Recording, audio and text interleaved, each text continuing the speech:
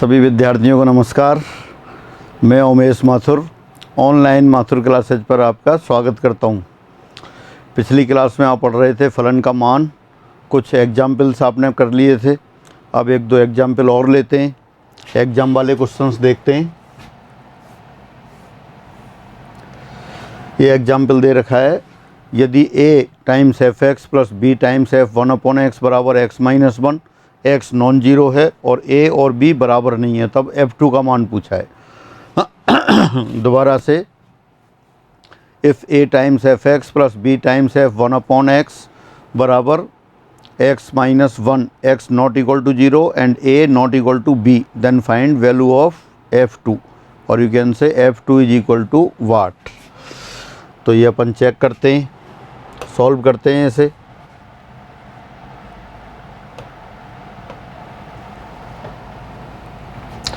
यहाँ आपको दे रखा है a टाइम्स एफ एक्स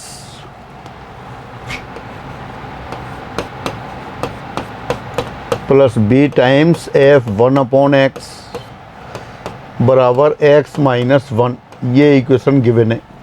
आपको f2 निकालना है, तो x के स्थान पर वन अपॉन एक्स रखने पर, x के स्थान पर वन अपॉन एक्स रखने पर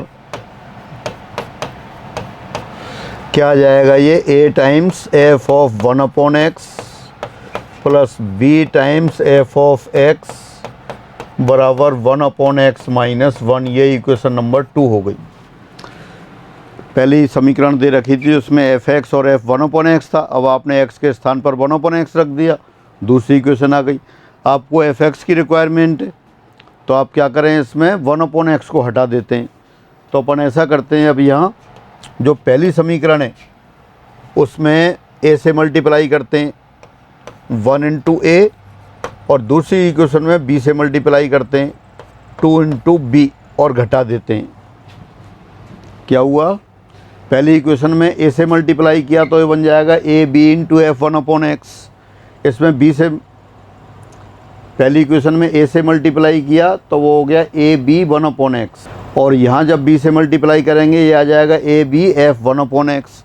सब्ट्रैक्ट करने पर ये टर्म कैंसिल हो जाएगी, यहाँ आ जाएगा ए स्क्वायर एफ एक्स और ये बी स्क्वायर एफ एक्स। तो क्या बन जाएगा अपने पास, घटाने पर आ जाएगा a square minus b square times F x, और ये एफ वन अपॉन एक्स वाली टर्म कैंसिल हो गई। यहाँ हो गया अपने पास ए एक्स माइनस ए और घटा दिया minus B upon x minus minus plus B. आपको क्या निकालना है, आपको मान निकालना है x बराबर 2 पर f2 निकालना है। तो जहाँ भी x है वहाँ x बराबर 2 रख देते हैं। अब x बराबर 2 रखने पर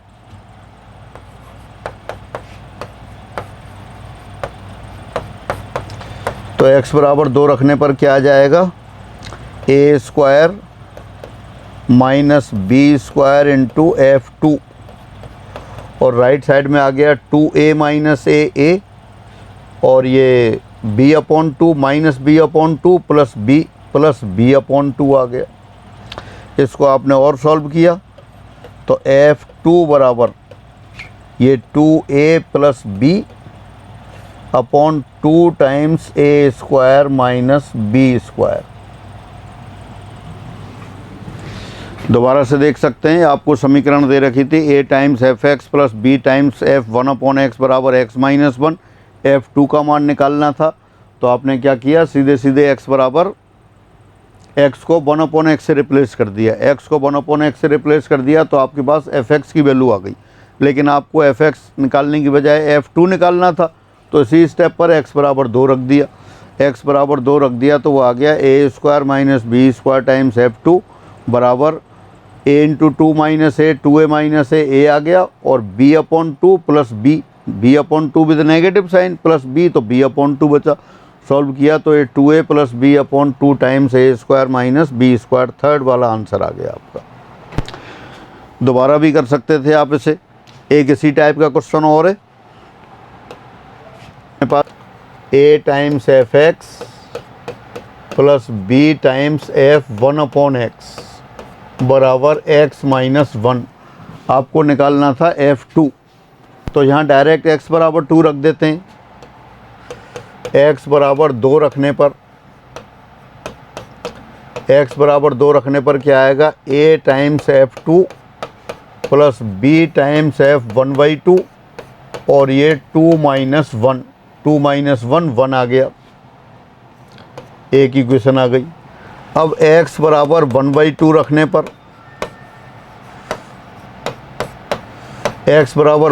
रखेंगे तो क्या आएगा, a times f1/2 plus b times f2 और यहाँ आ गया 1/2 माइनस 1, ये माइनस 1/2 आ गया। आपको तो f2 की रिक्वायरमेंट है तो 1/2 हटा देते हैं, तो f1/2 यहाँ और यहाँ है, बिल्कुल ऐसे ही पहले जैसे किया था। अब पहली इक्वेशन में तो आप a से मल्टीप्लाई कर दीजिए और इस इक्वेशन में b से मल्टीप्लाई कर दीजिए और घटा देते हैं दोनों को। पहली इक्वेशन में a से मल्टीप्लाई किया, दूसरी इक्वेशन में b से मल्टीप्लाई किया, घटा दिया। यहाँ आप क्या आएगा देखें, पहली इक्वेशन से आ रहा है a स्क्वायर fx और दूसरी इक्वेशन से आ रहा है b स्क्वायर fx, तो a square minus b square fx की जगह क्या है f2, तो f2 लिख दिया। f1/2 वाली टर्म कैंसिल हो गई। यहाँ कितना था 2 माइनस 1 है तो a आ गया और यहाँ माइनस माइनस प्लस b/2 आ गया। तो जो पहले वैल्यू कैलकुलेट की थी आपने वही आ गई, इसको आपने डायरेक्ट दोबारा कर लिया। 2a plus b upon 2 times a square minus b square, तो ये f2 की वैल्यू आ गई आपकी। एग्जाम में आया हुआ क्वेश्चन है, इससे मिलता जुलता क्वेश्चन एक और है, वो भी देखते हैं।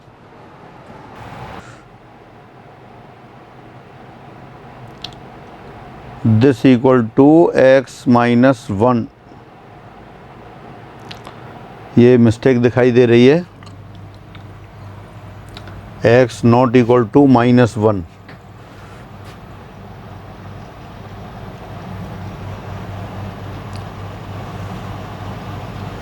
यहाँ बराबर x होना चाहिए,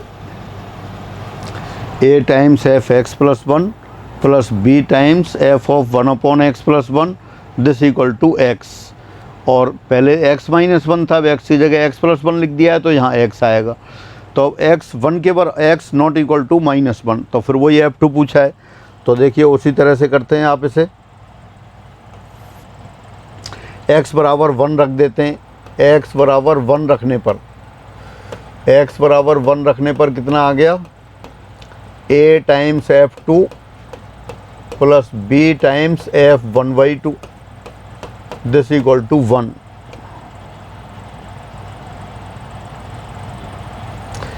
फिर x बराबर -1/2 रख देते हैं। -1/2 रखने पर x बराबर -1/2 रखने पर क्या आ जाएगा, a times f1/2 plus b times -1/2 रखा है तो -1/2 प्लस 1/2 और 1/1/2 f2 हो गया, ये -1/2। बिल्कुल वही क्वेश्चन आ गई। इनको हल करने पर क्या करना है आपको, f1/2 को हटाना है। तो f1/2 हटा देंगे कैसे, यहाँ a से मल्टीप्लाई करेंगे, यहाँ b से मल्टीप्लाई करेंगे, घटा देंगे। तो क्या आ जाएगा अपने पास, मैं डायरेक्ट लिख देता हूँ, f2 बराबर पहले जो आया था वही आंसर आएगा, 2a plus b upon 2 times a square minus b square.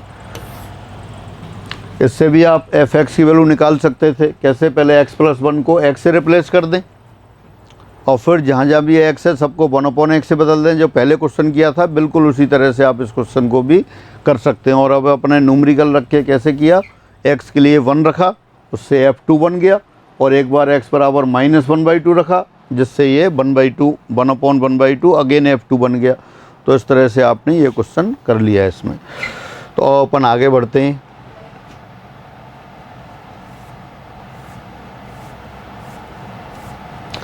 तो फलन के मान का ज्यामितीय अर्थ, geometric meaning of function, value of function. फलन के मान का ज्यामितीय अर्थ, जब भी कोई फलन दे रखा होता है तो फलन का कई बार अपन को इक्वेशन नहीं देके ग्राफ दे रखा होता है।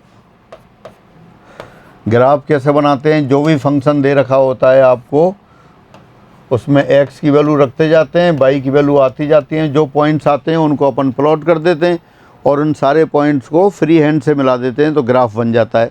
सपोज ये ग्राफ दे रखा है, अब आपसे कहा कि x बराबर a पर मान होता है तो x बराबर a रखते हैं अपन, और जब x बराबर a रखेंगे तो ये पॉइंट आएगा a, f a। जो भी फलन का मान आएगा, सपोज ये P बिंदु है, x बराबर a रखा तो फलन का fx का मान हो गया fa, या कह दो y बराबर fa हो गया, तो इस बिंदु के कोऑर्डिनेट क्या हो गए, a, fa हो गए। अब वैसे देखते हैं अपन एक्सेज में, ये अगर किसी बिंदु के कोऑर्डिनेट x, y हैं तो ओरिजिन से ये डिस्टेंस पहले x डिस्टेंस कवर करते हैं, फिर y x के समांतर y चलते हैं। तो ये जो fa है ये ऑर्डिनेट pm, कोटि pm की लंबाई है। यानी कि अगर कोई फलन दे रखा है और उसका x बराबर a पर मान निकालते हैं तो वो fa आया। ज्योमेट्रिकली fa किसको व्यक्त कर रहा है, x बराबर a पर जो लेंथ ऑफ ऑर्डिनेट है, कोटि की लंबाई है, वो फलन के मान को व्यक्त करता है। x बराबर a रखेंगे तो फलन का मान कितना आया, fa। y बराबर fx है तो fa वही y का मान हो गया। तो जो इस पॉइंट के कोऑर्डिनेट x, y की बात कर रहे थे, x की जगह तो क्या लिख दिया a, तो a तो ये दूरी हो गई OM, और y कौन सा है, y ये fa हो गया। इसका मतलब क्या हुआ कि किसी x बराबर a पर फलन का मान अगर fa हो और आपको ग्राफ दे रखा हो तो x बराबर a पर जो कोटि की लंबाई होगी वही फलन के मान को व्यक्त करता है। तो ये geometric meaning of value of function हो गया, फलन के मान का ज्यामितीय अर्थ हो गया। अब लेते हैं अपन फलनों का बीजगणित, अलजेब्रा ऑफ फंक्शन।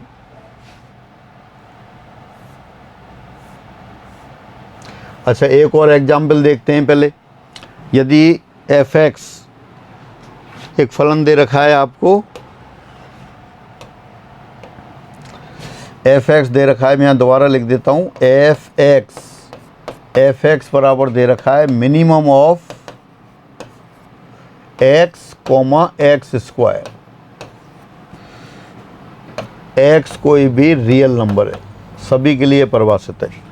ऊपर यही लिखा है, if the function fx equal to minimum of x, x square then fx is. अब यहाँ डायरेक्ट फंक्शन नहीं देखे, एक भाषा में दे दिया, आपको दे रखा है कि fx क्या है, मिनिमम ऑफ x और x स्क्वायर है। यानी x और x स्क्वायर में से जो मिनिमम होगा वो वाला लेना है आपको, जो मिनिमम वैल्यू होगी वो लेनी है। तो इसके लिए क्या है, सबसे आसान तरीका है कि अपन इसका ग्राफ बनाएं। अब ग्राफ कैसे बनाएं, दो फंक्शन दे रखे हैं आपको, एक तो दो वैल्यूज दे रखी हैं x और x स्क्वायर, तो x और x स्क्वायर में से जो मिनिमम होगा, न्यूनतम होगा वो लेंगे। तो अपन ऐसा करते हैं, तो y बराबर x स्क्वायर का ग्राफ बना लेते हैं। तो y बराबर x स्क्वायर तो पैराबोला होता है, ये तो y बराबर x स्क्वायर हो गया। और y बराबर x क्या है, y बराबर x एक लाइन है जो कि मूल बिंदु से जाने वाली रेखा होती है। ये y बराबर x आपने लाइन बना ली और ये दोनों का पॉइंट ऑफ इंटरसेक्शन आ गया 1, 1। ये जो लाइन है वो तो y बराबर x को व्यक्त कर रही है, और जो रेड कलर में पैराबोला वो जो बना दिया है वो y बराबर x स्क्वायर को व्यक्त कर रहा है। आपको क्या लेना है, minimum of x and x square, दोनों में से जो मिनिमम है वो लेना है आपको। तो मिनिमम कैसे, जिस फलन का मान बड़ा होगा उसका ग्राफ तो ऊपर होगा, और जिस फलन का मान कम होगा उसका ग्राफ नीचे होगा।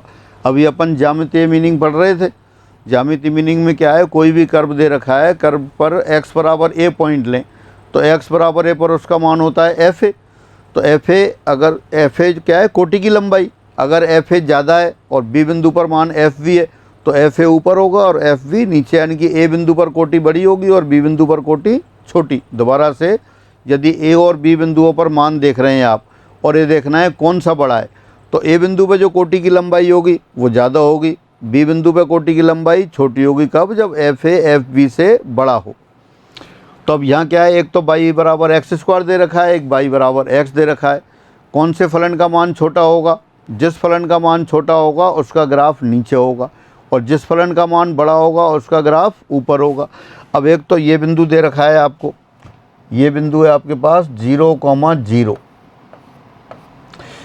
तो इस ग्राफ को देखें तो मूल बिंदु से पहले तो y बराबर x नीचे की ओर जा रहा है। मैं इसको अलग कलर से कर देता हूँ। मूल बिंदु से नीचे देखें तो y बराबर x नीचे जा रहा है मूल बिंदु से पहले, और मूल बिंदु और 1 के बीच में देखें तो y बराबर x² का ग्राफ नीचे जा रहा है। और फिर x बराबर 1 के बाद देखें तो ये y बराबर x वाला लाइन है, इसका हिस्सा नीचे जा रहा है। तो जो ग्रीन कलर का जो ग्राफ बन गया ये आप वाला ग्राफ हो गया f(x) बराबर मिनिमम ऑफ x और x²। f(x) में से कौन सी राशि लेनी है आपको? f(x) इन दोनों में से एक लेना है, और कौन सा लेना है? जो मिनिमम हो। अगर x छोटा होगा तो x लेंगे, x² छोटा होगा तब x² लेंगे। तो 0 और 0 से पहले तो आपका y 0 से पहले तो y बराबर x लाइन नीचे है, 0 और 1 के बीच में y बराबर x² का ग्राफ नीचे है, और 1 से आगे y बराबर x जो लाइन है उसका ग्राफ नीचे है। और 0 और 1 पर दोनों बराबर हैं, कोई सा भी ले सकते हैं। तो फाइनली अपने पास ये ग्राफ f(x) बराबर कितना आ जाएगा? f(x) बराबर पहले आएगा x, कब? जब x का मान 0 से छोटा है। फिर आएगा x² जब x का मान 0 या 0 से बड़ा लेकिन 1 से छोटा है। और फिर आएगा x जब x का मान 1 या 1 से बड़ा है। तो जो आपने लिख रखा था f(x) बराबर मिनिमम ऑफ x, x², या तो उस तरह से लिख देते या इस तरह से लिख दे, एक ही बात है।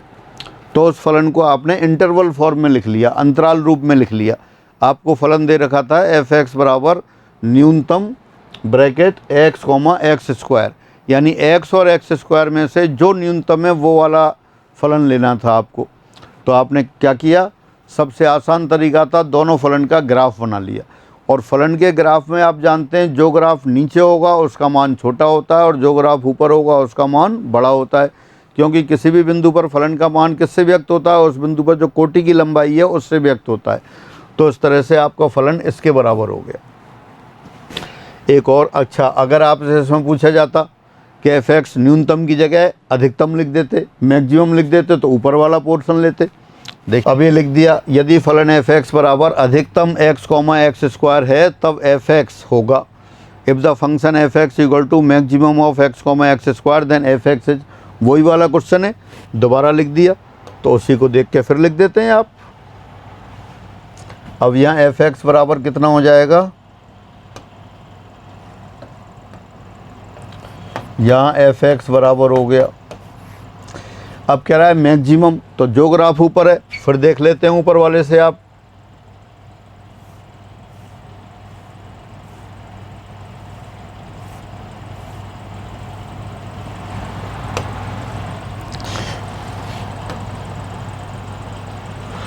चलो दोबारा बना लेते हैं ग्राफ। ये ग्राफ था आपके पास, ये y बराबर x² था,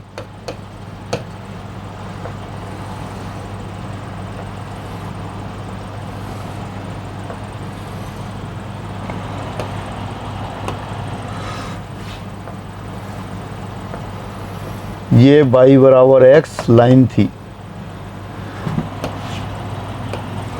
ये वाला पॉइंट आपके पास हो गया था 0,0 और ये वाला पॉइंट था आपके पास 1,1। ये आपकी x एक्सिस, ये y एक्सिस, ये ओरिजिन हो ही गया था आपका। अब आपको कौन सा लेना है? मैक्सिमम वाला, यानी x और x² में से जो बड़ा है वो वाला डिसाइड करना है। तो 0 से पहले तो कौन सा ग्राफ है? y बराबर x² वाला ग्राफ ऊपर दिखाई दे रहा है, ये 0 से पहले। और 0 और 1 के बीच में देख रहे हैं तो y बराबर x लाइन है, उसका हिस्सा है। और 1 के बाद देख रहे हैं आप तो ये y बराबर x² वाला हिस्सा है। तो इसका मतलब ये फंक्शन कौन सा हो गया? फलन कौन सा दे रखा है? f(x) बराबर ये दे रखा है आपको मैक्सिमम ऑफ x, x²। तो इसको मैक्सिमम हटा के अंतराल रूप में लिखना है आपको। x का मान कोई भी संख्या है, कोई भी वास्तविक संख्या है। तो पहले जीरो से पहले आ गया एक्स स्क्वायर, 0 और 1 के बीच में आ गया x,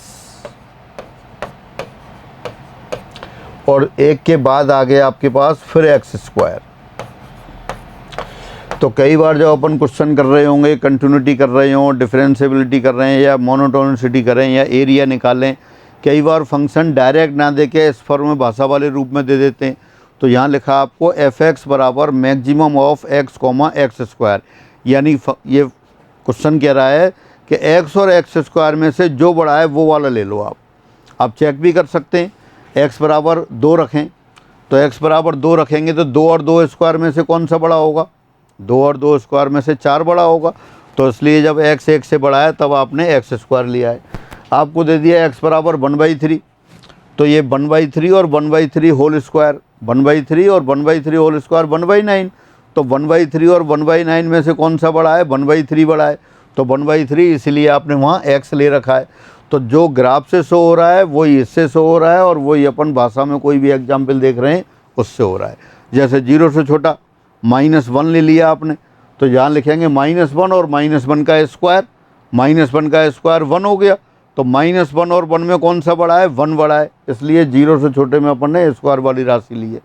तो ये फलन जब दूसरे रूप में लिखे होंगे तब भी आप इनको ले सकते हैं। अब आगे आते हैं अपन एलजेब्रा ऑफ फंक्शंस, फलनों का बीजगणित। फलनों के बीजगणित में क्या पढ़ना होता है?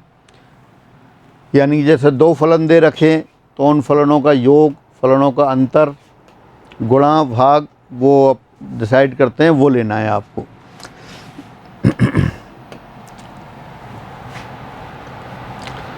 माना एफ एक्स और जी एक्स 2 फलन हैं,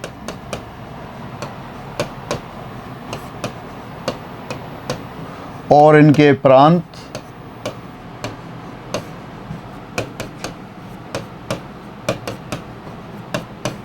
क्रम से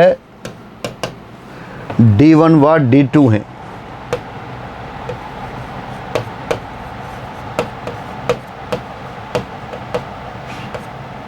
तब दोबारा से अपन क्या देख रहे हैं? फलनों का बीजगणित। फलनों का बीजगणित यानी कि 2 फलन दे रखे हों तब उनका योग फलन, अंतर फलन, गुणन फलन, भाग फलन कैसे निकालते हैं और उनके प्रांत वगैरह कैसे डिसाइड करते हैं वो देखना है। मान लिया f और जी एक्स 2 फलन दे रखे हैं और उनके प्रांत क्रम से D1 और D2 हैं। तब number 1 f plus G of x, ये आ जाता है simply F x plus G X for all x belongs to D1 intersection D2। ये D1 इंटरसेक्शन D2 यानी कि दोनों के कॉमन डोमेन पर डिफाइन होता है। जैसे बना लेते हैं, ये D1, ये D2, ये दोनों का कॉमन हो गया। यहाँ मान लिया आपने x1 है और ये x2 है। परिभाषा कहती है कि D1 f प्लस जी D1 इंटरसेक्शन D2 पर परिभाषित होगा। जो ये छायांकित भाग बना दिया है इसमें फलनों का योग फलन ये परिभाषित होगा। f और g 2 फलन है, उनके प्रांत क्रम से D1 और D2 हैं। तब f plus G of x यानी कि इन फलनों का योग फलन F x plus G X होगा। लेकिन कौन से x के लिए होगा? ये कॉमन डोमेन के लिए होगा। कॉमन डोमेन यानी कि D1 और D2 के कॉमन। अब अपन चेक करते हैं x1 के लिए निकाल सकते हैं क्या? अब f of f plus G of x1 ये कितना आएगा? अगर परिभाषा से रख देंगे तो fx1 प्लस gx1 आएगा। अब gx1 निकाल सकते हैं क्या आप? x1 कहाँ है? D1 के अंदर है, D2 में तो है नहीं। तो इसका मतलब fx1 आप कैलकुलेट नहीं कर सकते, ये विद्यमान नहीं है, ये एग्जिस्ट नहीं करता। क्यों विद्यमान नहीं है? क्योंकि x1 g के डोमेन में ही नहीं है। gx में कब मान निकाल सकते हैं आप किसी भी फलन का? किसी बिंदु पर मान निकाल सकते हैं, उन्हीं बिंदुओं पर निकाल सकते हैं जो उसके प्रांत में है। x1 g के प्रांत में नहीं है, इसलिए gx1 आप नहीं निकाल सकते। और अगर इसी तरह से वो देखें आप x2 पर बात करते हैं, f plus G of x2, तो ये कितना आएगा? ये आएगा fx2 प्लस gx2। परिभाषा तो यही है, f plus G of x, fx plus बराबर fx प्लस gx। दोबारा से f plus G of x बराबर fx प्लस gx दे रखा है। अब आप x2 की बात कर रहे हैं, तो f plus G of x2 कितना आएगा? fx2 plus gx2। तो fx2 प्लस gx2 में अब यहाँ fx2 विद्यमान नहीं होगा। क्यों विद्यमान नहीं होगा? क्योंकि x2 d1 में नहीं है। f के ये x2 कहाँ है? f1 वो फलन f के प्रांत में नहीं है। और ये क्यों विद्यमान नहीं था? क्योंकि x1 यहाँ भी लिख सकते थे आप, since x1 not belongs to d2। किसी भी फलन का मान निकालना है तो उन्हीं बिंदुओं पर निकाल सकते हैं जो उनके प्रांत में है। अभी जब फलन के मान के क्वेश्चन कर रहे थे, fx एक फलन दिया था आपने, 0 से बड़े और 4 से छोटे मानों पर परिभाषित कर रखा था, तब आपने f-1 नहीं निकल रहा था, f5 भी नहीं निकल रहा था। क्यों नहीं निकल रहा था? क्योंकि वो इसके प्रांत में नहीं थे। इसी तरह यहाँ है, यानी कि f और g दो फलन हैं और दोनों के प्रांत क्रम से d1 और d2 हैं, तब उनका योग फलन किस पर परिभाषित होगा? उनके कॉमन डोमेन पर परिभाषित होगा। इसी प्रकार दूसरे संक्रियाओं के लिए कह सकते हैं आप,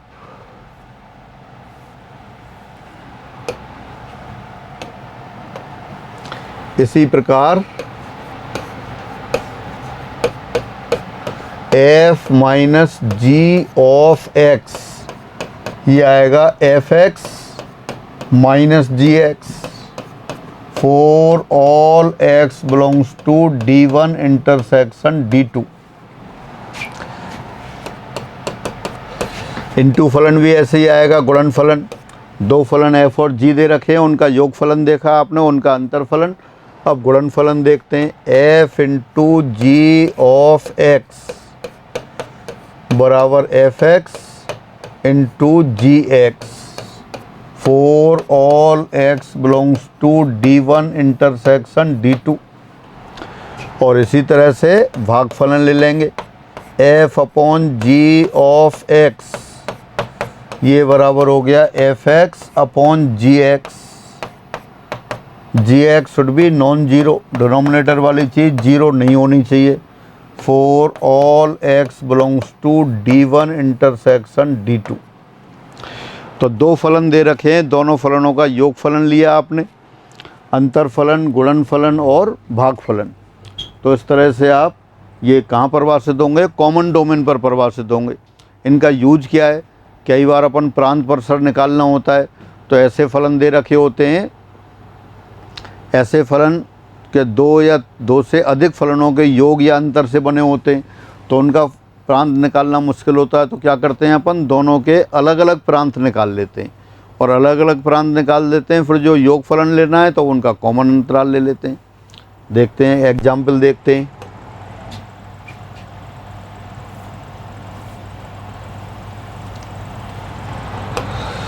जैसे आपको क्वेश्चन लिख दिया, यदि f(x) बराबर या फलन f(x) बराबर √3 plus x plus √3 minus x का प्रांत होगा। अब ये फलन दे दिया, अब आपको इसका प्रांत निकालना है। तो प्रांत कैसे निकालेंगे आप इसका? यहाँ दो फलन ले लेते हैं आप, माना f(1x) बराबर √3 प्लस x और f(2x) बराबर √3 माइनस x। f(1) आपका √3 प्लस x है और f(2) √3 माइनस x है। अब d1 यानी कि फलन f(1) का प्रांत,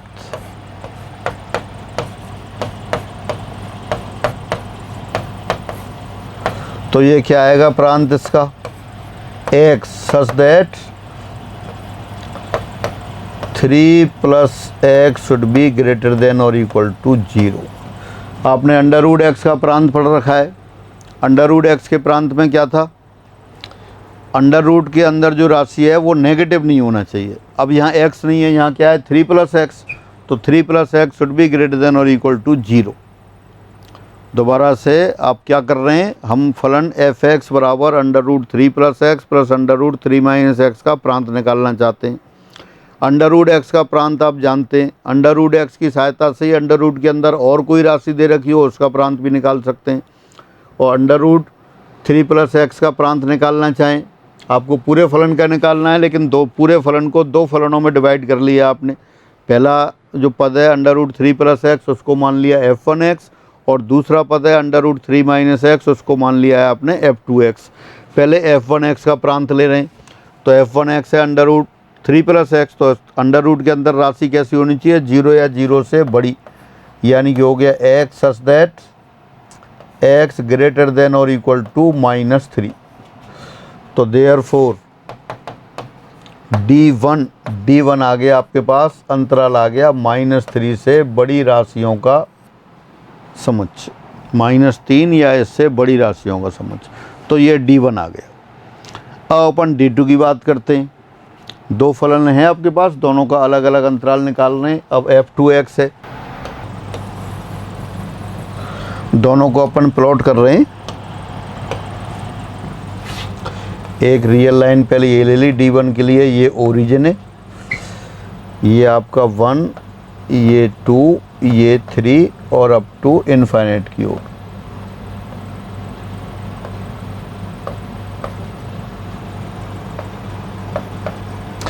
पहला क्या दे रखा है, -3 से बड़ी राशियों का समुच्चय। तो इसको अगर अपन प्लॉट करें, मैं थोड़ा डार्क कर देता हूं इसे, ये -3 से बड़ी राशियां,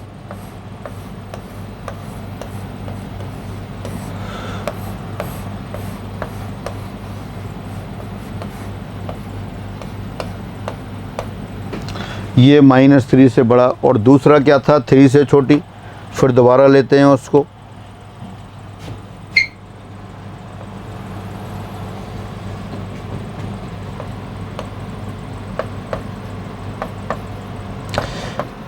अब अपन रियल लाइन पर उनको प्लॉट करेंगे जो 3 से छोटी राशियां हैं।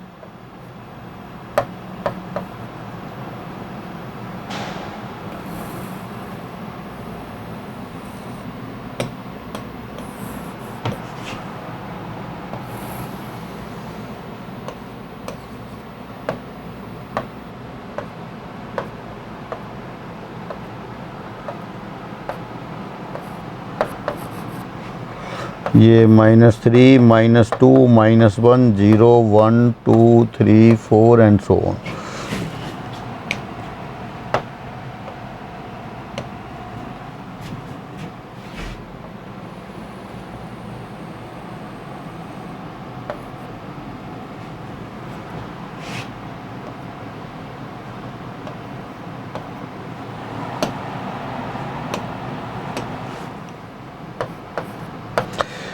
नीले इंक से दिखाई दे रहा है वो तो D1 है, और रेड इंक से दिखाई दे रहा है वो D2 है। आपको कौन से लेना था, D1 इंटरसेक्शन D2।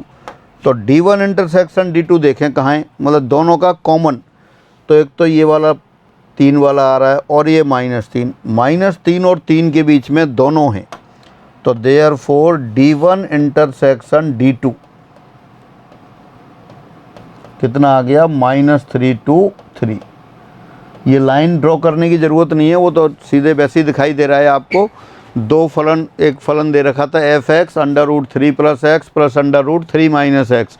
तो इस फलन का प्रांत निकालना था आपको। तो प्रांत निकालने के लिए क्या किया अपन ने, दोनों व्यंजकों को f1 और f2 एज्यूम कर लिया आपने। f1 और f2 एज्यूम कर लिया, और f1 का प्रांत अलग से निकाला, f2 का प्रांत अलग से निकाला। f1 क्या माना आपने, अंडर रूट 3 + x, उसका प्रांत आया -3 से बड़ी संख्याओं का समुच्चय। और दूसरा लिया f2 अंडर रूट 3 - x, इसका प्रांत निकाला, वो आया 3 से छोटी संख्याओं का समुच्चय। और कैसे निकाला? अंडर रूट एक्स की सहायता से। अंडर रूट एक्स का प्रांत आपने याद कर रखा है कि नॉन नेगेटिव रियल नंबर्स आते हैं, अऋणात्मक संख्याएं आती हैं। क्यों आती हैं? क्योंकि अंडर रूट के अंदर नेगेटिव आप नहीं रख सकते हैं। अंडर रूट के अंदर नेगेटिव रखते हैं तो काल्पनिक आ जाता है। तो इसी अंडर रूट एक्स की अप्रोच से ही आपने दोनों फलनों का अलग अलग प्रांत निकाला। लेकिन आपको अपने मुख्य फलन एफ एक्स का प्रांत निकालना था। तो एफ एक्स का प्रांत होता है D1 इंटरसेक्शन D2। तो D1 इंटरसेक्शन D2, D1 कहता है -3 से 3 या -3 से बड़ी संख्याओं का समुच्चय, और D2 था 3 और 3 से छोटी संख्याओं का समुच्चय। तो दोनों में कॉमन कौन से हो गए? सीधा वैसे ही दिखाई दे रहा है कि जो -3 या 3 से बड़ी और 3 से छोटी या बराबर हों। यहाँ 3 से छोटी में तो -100 भी आएगा, लेकिन वो इसमें नहीं आ रहा, -4 भी आएगा। और इस वाले में -3 से बड़ी में 4 आएगा, 5 आएगा, 5.1 आएगा, इन्फाइनाइट तक सारी संख्याएं आएंगी। तो आपको कॉमन लेनी थी, तो कॉमन -3 और 3 के बीच में हो गई। हाँ बिल्कुल, इसको अगर ड्रॉ करके देखना था तो अपन ने दोनों प्रांत बना लिए। -3 से बड़ी संख्याओं का समुच्चय ये ले लिया, और 3 से छोटी संख्याओं का समुच्चय, 3 और 3 से छोटी संख्याओं का समुच्चय ये रहा। आपको कॉमन चाहिए, तो जो कॉमन पोर्शन आ रहा है दोनों लाइनों में वो कॉमन ले लिया, -3 से 3 तक। तो इस तरह से ये बात हुई। तो ये फलनों के बीजगणित की बात हुई।